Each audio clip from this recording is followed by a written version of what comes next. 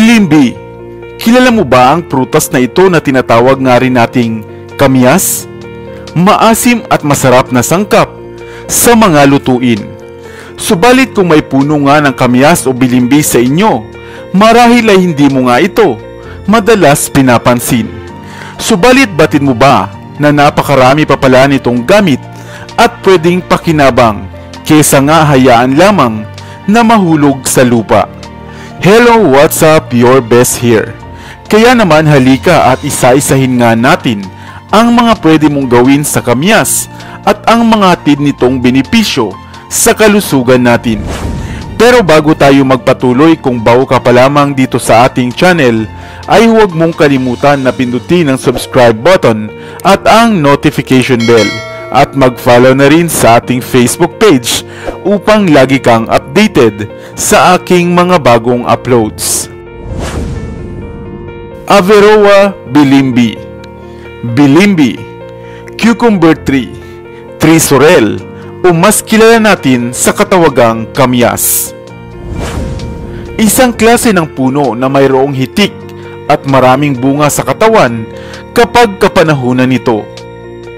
Nagmula nga ang punong ito sa Maluku Island sa Indonesia, subalit naglipana na rin ngayon sa ilang bansa sa Asia tulad ng Maldives, Bangladesh, India, Sri Lanka, Myanmar at sa Pilipinas. Di tulad ng kapamilya nitong prutas na karombola o balimbing, hindi masyadong pinapansin ang puno ng kamyas. Maliban na lamang sa ginagamit itong pang-asim sa mga sinabaw, lalo na nga sa isda.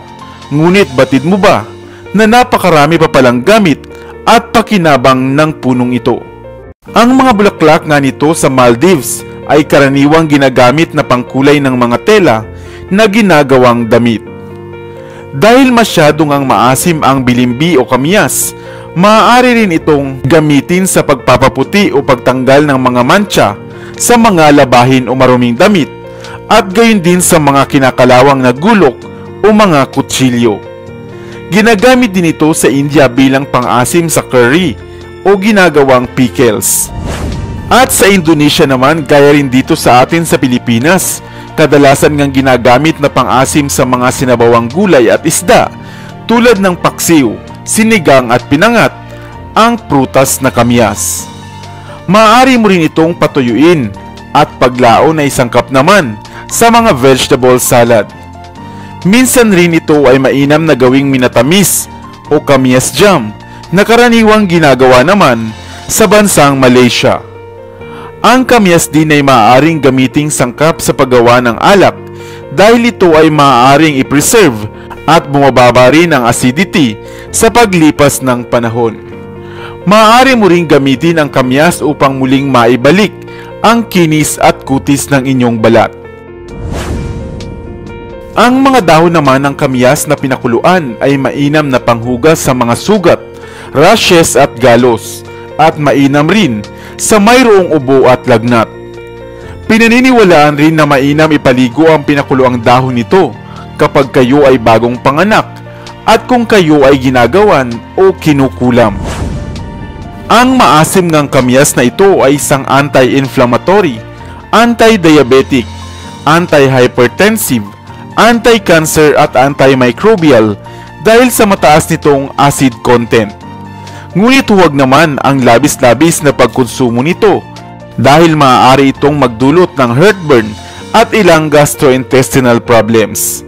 At lalo na kung kayo ay mayroong problema sa bato, ay umiwas na sa pagkonsumo ng prutas na ito. Isang pangkaraniwang prutas dito sa atin, madalas mo nang makita, ngunit hindi batid ng karamihan ang nag-uumapaw pala nitong pakinabang na dala. Kaya ngayon kung makakita ka ng puno ng kamyas, ay huwag mo nang hayaang mahulog na lamang ang mga bunga nito sa lupa. Ikaw, saan-saan mo nga ba ginagamit ang bunga ng kamyas?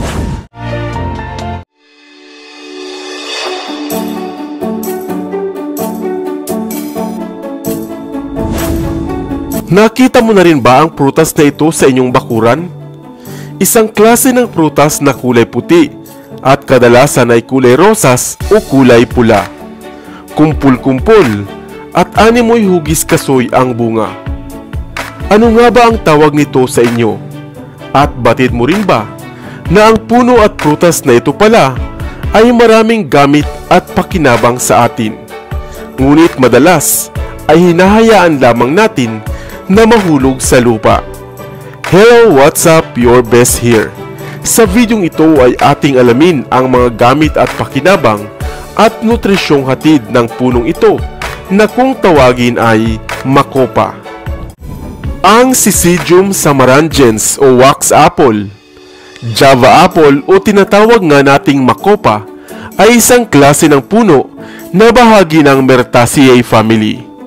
Madalas nga itong makita sa mga Sunda Island, Malay Peninsula at inaalagaan na rin ng ilang mga tropikal na bansa kagaya dito sa atin. Tumataas ito ng hanggang 12 metro o 39 na talampakan at mayroong mga malalapad at makikintab na mga dahon. Ang mga bunga nito ay mahihahawi nga sa prutas na kasoy at kadalasan ay kulay puti, green, pula, rose, purple at minsan nga ay itim. At may lasa naman na maaaring maihambing sa peras. Subalit, kahit pangamukhang masarap ang bunga nito, ay madalas nga na binabaliwala lang natin ito at hinahayaang kainin ng mga ibon at mga paniki o kaya naman ay malaglag lamang sa lupa. Subalit batid mo ba na napakarami palang gamit at pakinabang ng prutas o punong ito at isang mahusay na panlunas lalo na nga sa mayroong mga diabetes. Ang prutas na ito ay madalas na kinakain bilang prutas kapag hinog na, ginagawang salad, iginigisa kasama ng ilang gulay at madalas ding gawing pickles. Mayaman ito sa fiber, protina, vitamin C, iron at calcium.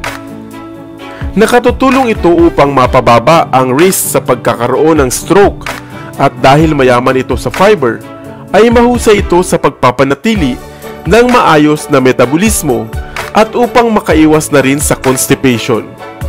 Nakatutulong rin ito upang makaiwas tayo sa pagkakaroon ng muscle pain o muscle cramps o kaya naman ay mga pulikat. At dahil matubig ang prutas na ito, ay mainam itong pamawi ng uhaw at mapapanatiling hydrated ang inyong katawan. Ang mga organikong compounds na matatagpuan sa prutas na ito na makopa ay mahusay din na panlaban sa pagkakaroon ng prostate cancer ng mga lalaki at breast cancer naman para sa mga kababaihan. Kung kayo naman ay mayroong infeksyon sa bladder, mahusay rin ang pagkain ng makopa upang ma-flush ang mga toxins sa inyong katawan. Mayaman ang makopa sa calcium at napakahusay nga sa pagpapanatili ng malusog na buto. At ang isa sa pinakamainam nitong gamit ay ang panlaban sa diabetes.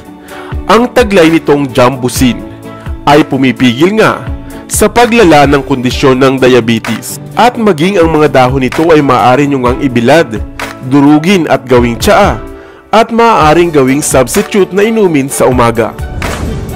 Hindi ba't napakarami palang pakinabang ng puno ng makopa na madalas nga ay binabaliwala lamang at hinahayaang mahulog sa lupa? Sa inyong lugar, ano naman ang tawag nito? Makopa rin ba? Sana ay may bago kang natutunan sa videong ito.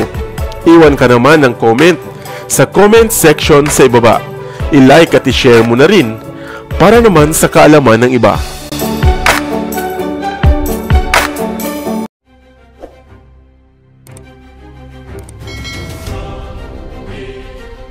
Para sa mga kakaibang kwento ng inspirasyon, kaalaman, hiwaga at misteryo, ako pa rin ang inyong lingkod, ang inyong best para sa Best TV.